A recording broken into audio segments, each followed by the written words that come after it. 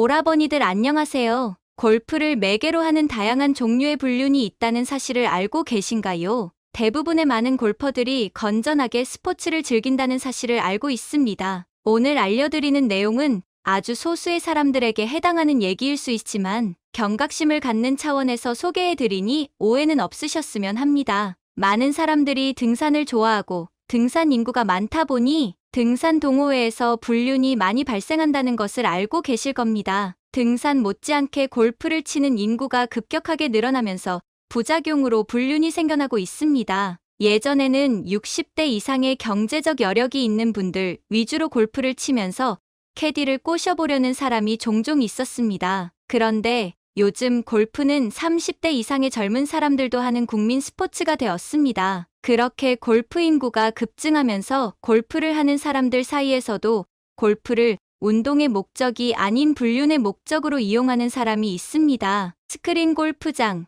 조일 라운딩, 골프 연습장, 온라인 동호회, 필드 라운딩 등 어떠한 스포츠보다도 다양한 형태로 소수의 남녀가 함께 즐기는 스포츠가 되었습니다. 최대 인원 4인을 기준으로 하는 운동이기 때문에 남녀 각각 2명씩 짝을 지어 오랜 시간을 함께 하다 보니 쉽게 마음을 열립니다. 골프라는 운동은 비용이 많이 발생하지만 멋진 조경의 야외 골프장에서 공을 치면 내 자신이 특별한 특권을 누리는 듯한 착각에 빠집니다. 골프를 배웠지만 경제력이 별로 없는 여자들은 골프 라운딩 비용과 골프 용품을 사줄 수 있는 남자를 자연스럽게 찾게 됩니다. 이러한 특성을 너무나 잘 알고 있는 경제력을 갖춘 남자들은 너무나 쉽게 여자를 꼬시는 수단이 되는 것입니다. 그리고 이러한 특성을 이용해 남자와 여자를 서로 매칭을 해주며 돈벌이 수단으로 사용하는 사람도 있습니다. 지금부터 구체적으로 골프를 매개로 한 불륜 유형에 대해서 알아보겠습니다.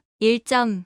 데이트 코스는 항상 필드. 가정이 있는 사람들은 불륜을 저지르는데 골프만한 것이 없습니다. 골프를 치기 위해서는 멀리 가야 하고 경기하는 시간도 무척 길고 골프를 다 친 후에 샤워도 해야 하고 땀이 났으니 속옷 또한 갈아입을 수 있습니다. 그리고 18홀을 치고 무인텔에서 즐기고 집에 가서는 9홀 추가해서 27홀을 치고 왔다고 해도 확인할 방법이 없는 것이죠. 이러한 것들이 모두 허용되기 때문에 바람을 피워도 절대 흔적이 남지 않고 완벽하게 속일 수 있는 것입니다. 골프장 자체는 멋지고 고급진 장소이기 때문에 데이트를 하는 데에는 손색이 없습니다. 제가 첫 라운딩을 갔을 때 골프를 치기 전에 테이블에서 음료를 마시고 있었습니다. 우연치 않게 옆 테이블에 앉아있는 커플의 대화를 듣게 되었는데 그 여자분은 50대 정도로 보였습니다. 남자에게 이렇게 말하더군요.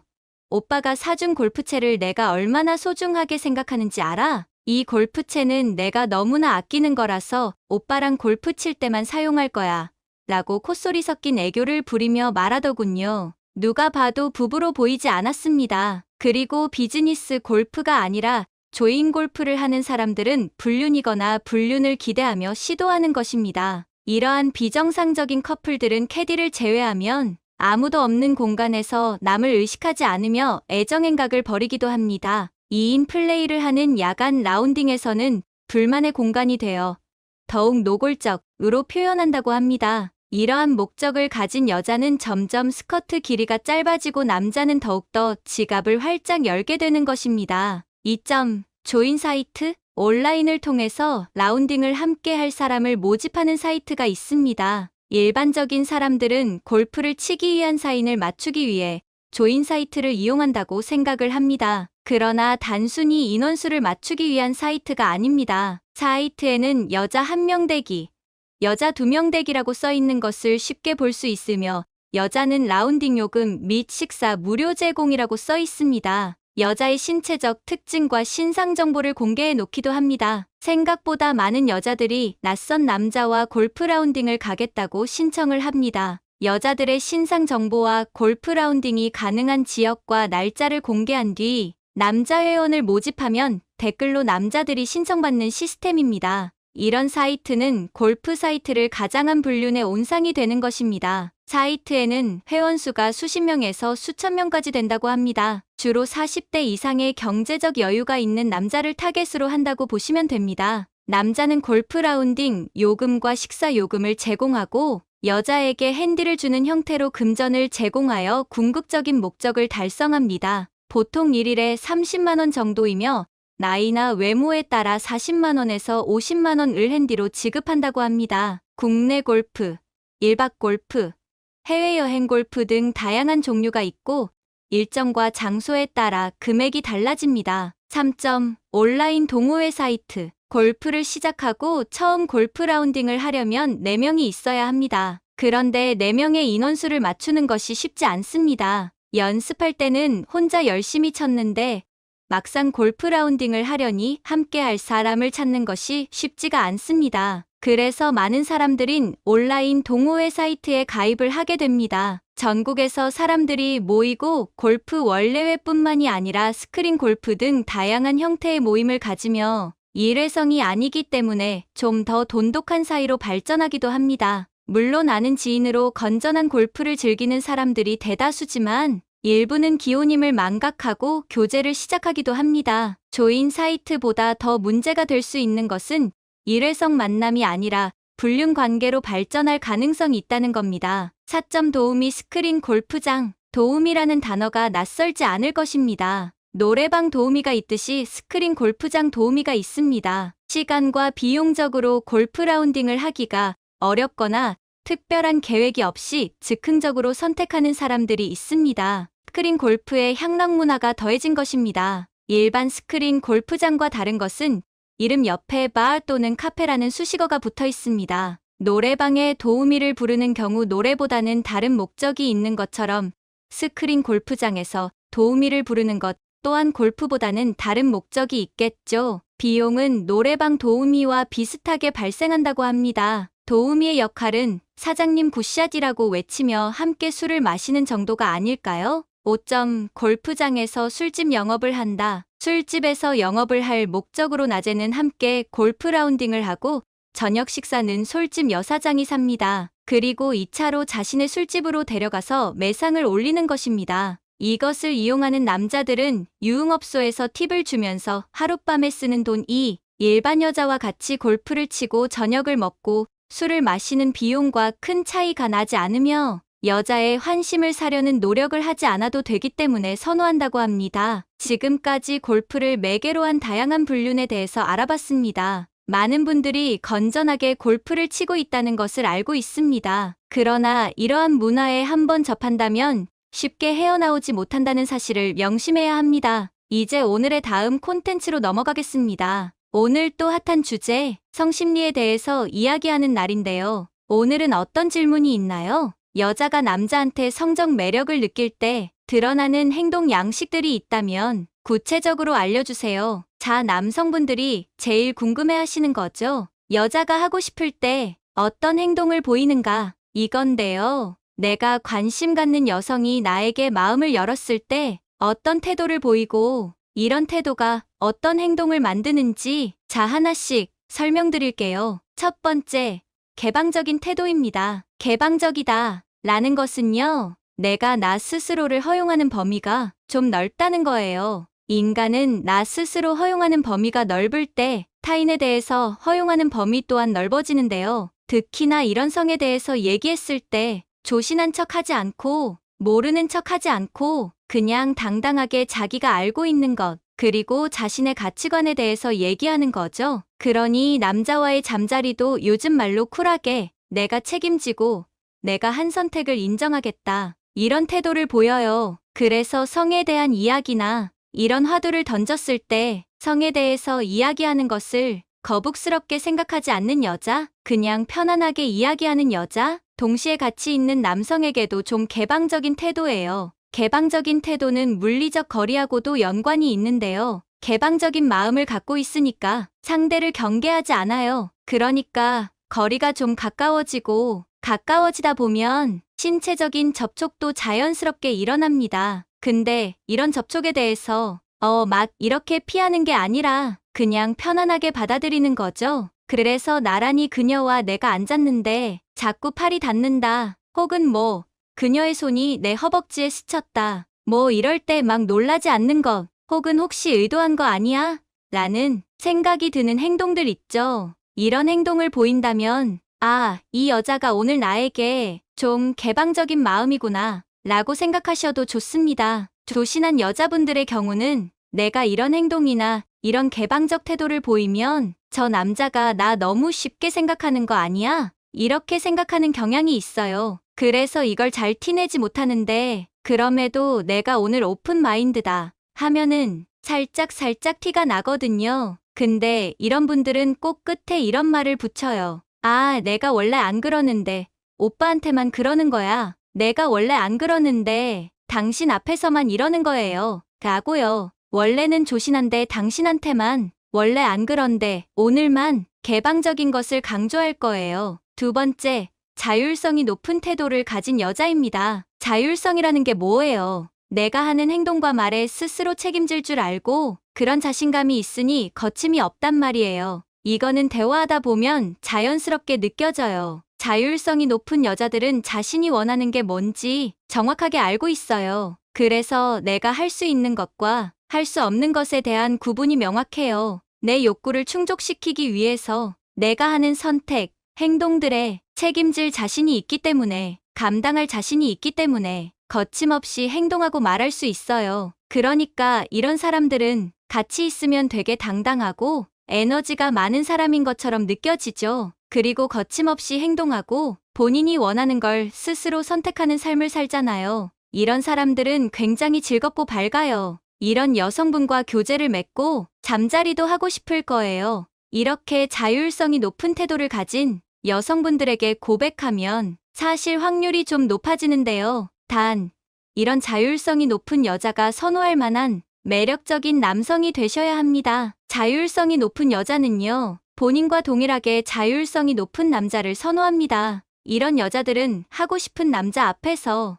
행동이 되게 과감해요. 마주보고 있는데 테이블 밑으로 발로 막 그 여자가 나를 막 터치한다든지 굉장히 과감한 행동이잖아요. 그리고 또 이렇게 나란히 있어요. 테이블 밑으로 손을 막 잡는다든지 뭐 이런 행동을 하시기도 해요. 술자리 짠하면서 손이 닿고 러브샷을 먼저 제안하기도 하고요. 걷다가 갑자기 팔짱이 훅 들어오는 경우도 있어요. 근데 막 내 팔에서 그녀의 가슴이 느껴져. 뭐 이렇게 과감한 행동을 하시죠. 자, 어떤 방식으로든 닿고 만지고 주무르려고 합니다. 혹은 말로 여러 사람들과 있을 때 아, 저 오늘 늦게 갈 건데 오빠가 저 좀 데려다 주시면 안 돼요?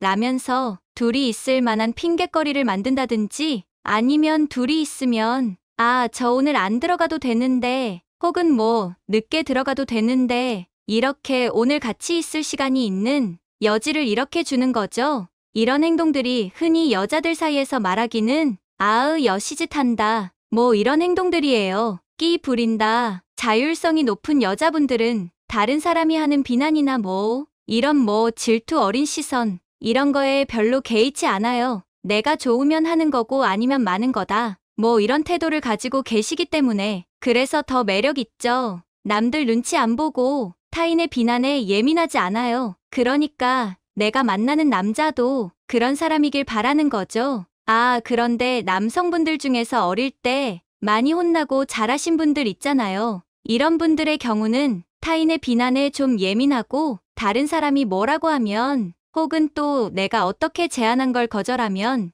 욱해가지고 막 화를 내시는 경우도 있단 말이에요. 이런 분들은 이런 자율성이 높은 여자에게 고백하시는 것보다 나를 좀 품어주는 여성에게 하시는 게 더 좋을 것 같아요. 여성이 남성에게 성적 매력을 느낄 때 나오는 행동 세 번째, 모성애가 높은 태도입니다. 모성애가 어떤 거예요? 엄마가 아이에게 베푸는 사랑 같은 거잖아요. 아이가 울면 안아주고 힘들면 이렇게 다독여주고 이런 태도를 가지신 분들이 있어요. 모성애는 책임감에서 비롯돼요. 나의 불편함은 내가 해결한다. 나의 감정 내가 책임진다. 인간은 내 환경에서 나오는 불편함, 나의 감정의 불편함 이런 것들을 스스로 감당하고 책임질 수 있는 사람이 다른 사람의 불편함도 해결할 수 있어요. 이런 여성분이 내 앞에서 나를 토닥토닥 한다든지 내 머리를 이렇게 쓰다듬어 준다든지 또는 나한테 이렇게 애잔한 눈빛을 보내고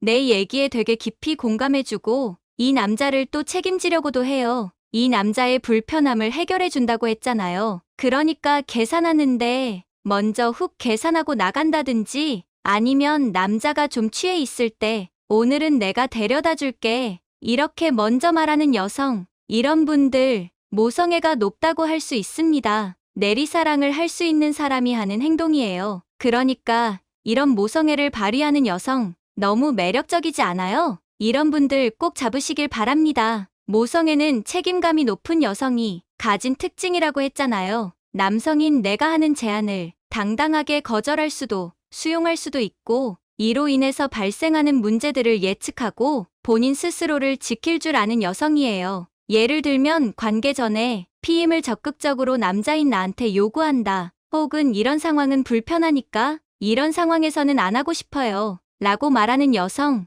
이런 부분도 모성애가 높은 행동입니다. 내가 오늘 한 관계로 인해서 책임질 수 없는 상황을 만들어내는 것. 그걸 피하고 나 스스로 그리고 나와 관계하는 이 남자도 보호할 수 있는 힘이 있는 거죠. 이런 분들은 내 욕구를 위한 선택을 할 수도 있고 여러 위험들을 생각하고 자신을 보호할 수 있는 행동도 미리 할 수 있잖아요. 이런 분들은 상황에 이끌려서 어떤 행위를 하고 문제가 생겼을 때 남 탓을 하지 않아요. 문제가 생기지 않는 상황에서 하게끔 준비를 하죠. 물론 남성분들 또한 관계를 맺으면서 서로 조심하고 배려하셔야겠지만 이런 태도를 가지신 분들을 만나는 게 좋습니다. 자, 말씀드린 개방적이고 자율성이 높으면서 내 앞에서 모성애를 막 어필하는 여자? 이런 분들은 당신에게 마음이 열려있는 여성일 수 있어요. 이런 분들에게 적극적으로 고백하시고 이런 여성에게 선택받는 매력적인 남자가 되시길 바랍니다. 만약 이런 여성이 곁에 있어도 내가 알아차리기 좀 힘들거나 또는 내 곁에 이런 여자가 없다 라고 생각이 되시면 성장 과정에서 내가 엄마와의 관계가 불편해서 혹은 좋지 않아서 일 수 있어요. 이렇게 어머니하고의 관계가 어려웠던 남성분들, 이성하고 관계 맺는 게 어려운데 이걸 모르시는 분들이 굉장히 많아요. 그래서 난 왜 이렇게 연애가 안 돼요? 내 주위에 왜 여자가 없어요?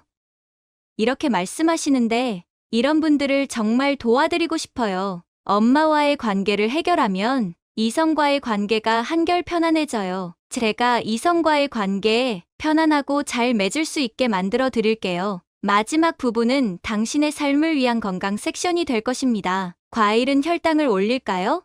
내릴까요? 당뇨에 좋지 않다고만 생각을 하실 텐데요. 그래서 과일을 먹고 싶어도 참으시는 분들이 계십니다. 하지만 과일을 먹는 게 오히려 당뇨에 도움이 된다면 어떻게 하시겠습니까? 맛있는 과일을 먹지 않을 이유가 없겠죠? 물론 아무 과일이나 무턱대고 먹으면 안 되고 반드시 이것을 알고 드셔야 하는데요. 이번 영상을 끝까지 보시면 당뇨와 과일에 대해 누구보다 정확하게 이해하실 수 있으실 겁니다. 당뇨는 우리나라 30세 이상 성인 7명 중 1명이 앓고 있을 정도로 흔한 증상입니다. 이처럼 흔한 질환이지만 한 번 걸리면 평생 관리해야 되는 위험한 질환이기도 하죠. 달콤한 과일을 싫어하는 분은 많지 않으십니다. 하지만 당뇨가 걱정되거나 이미 당뇨가 있으신 분들이라면 과일을 먹을까 말까 매번 고민이실 겁니다. 실제 이런 이유로 과일을 아예 먹지 않는 분들도 계시고요. 과일이 실제로 몸에 독이 되는 과정은 다음과 같습니다. 식사 직후에는 높아지는 혈당을 낮추기 위해 췌장에서 인슐린이 분비되게 되는데요.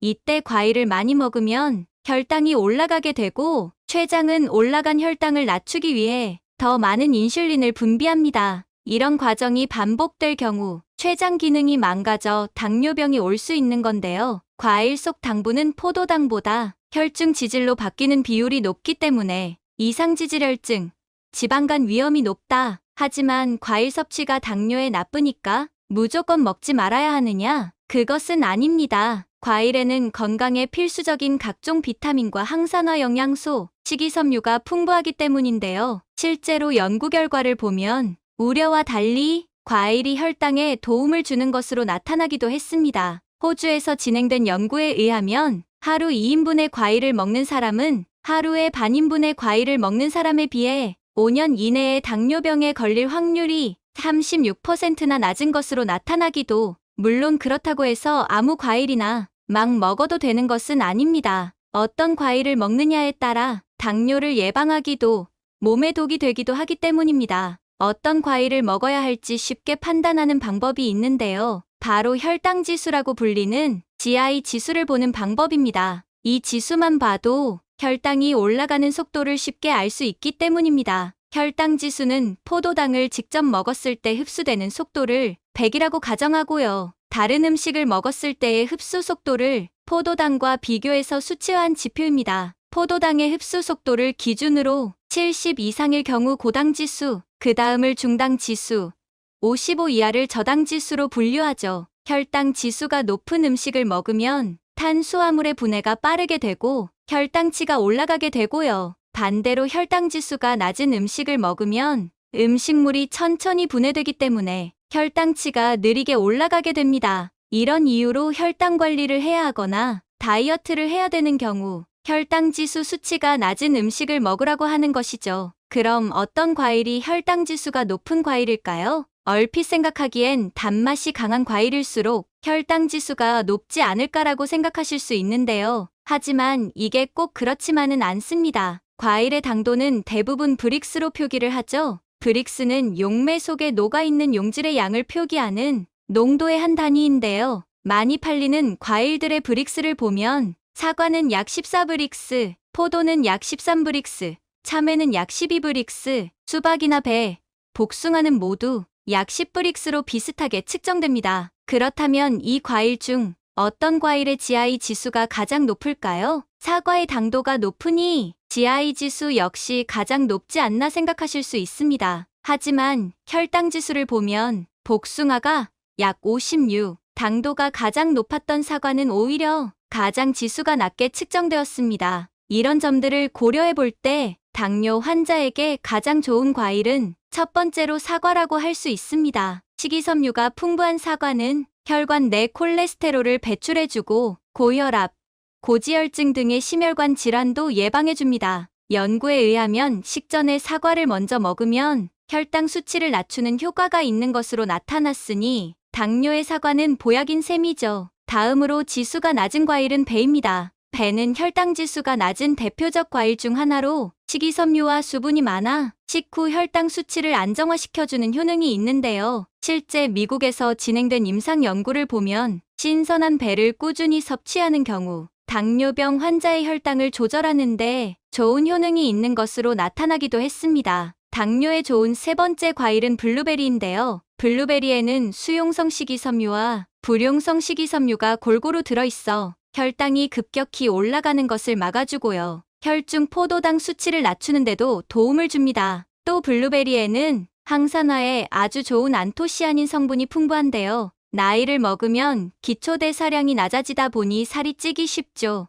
이 안토시아닌 성분은 에너지 대사를 높여 지방세포를 줄여주고요. 심혈관 질환도 예방해주는 효능도 있으니 정말 우리 몸에 좋은 과일이라고 할 수 있습니다. 당뇨에 좋은 네 번째 과일은 체리입니다. 체리는 크기는 작지만 항산화 효능이 그 어떤 과일보다 뛰어나 과일의 왕이라 불리기도 하죠. 체리의 붉은색을 띠게 만드는 안토시아닌은 지방과 포도당 대사에 관여하고요. 이를 통해 혈압 및 당뇨, 고콜레스테롤의 위험을 감소시켜줍니다. 활성산소를 줄여야 노화를 늦춘다는 건 많은 분들이 알고 계실 텐데요. 체리의 항산화 성분은 신체를 늙게 만드는 활성산소를 줄여줘 노화를 늦추고 피부도 건강하게 만들어줍니다. 당뇨에 좋은 다섯 번째 과일은 자몽인데요. 자몽은 혈당 지수가 낮은 음식으로 풍부하게 함유된 비타민과 수분은 인슐린 민감성을 낮춰주고요. 몸 안에 체지방이 쌓이는 것을 막아주는 효과도 있습니다. 이외에도 단단한 과육을 가진 과일들은 섬유질을 이루는 세포 조직이 질기고 촘촘하게 이뤄져 있어서 먹을 때 소화, 흡수가 천천히 되게 되는데요. 이처럼 단단한 과육을 가진 대표적 과일로는 천도복숭아, 참다래 등이 있죠. 이런 과일들은 혈당 지수가 급격히 올라가는 것을 막아줍니다. 다만 이렇게 혈당 지수가 낮은 과일이라고 해도 많이 먹는다면 혈당은 올라가게 되는데요. 따라서 과일을 먹을 때는 한 번에 많이 먹기보다 조금씩 나눠서 섭취하는 것이 좋으며 당의 급격한 상승을 막기 위해 식전에 섭취를 하시는 것이 좋습니다. 편의상의 이유로 과일을 주스로 섭취하시는 분들도 많이 계실 텐데요. 과일을 잘게 분해한 주스의 경우 비타민과 영양소가 파괴될 뿐 아니라 소화 속도도 빨라져 혈당을 빠르게 높일 수 있으니 가급적 과일 그대로를 드시는 것이 좋습니다.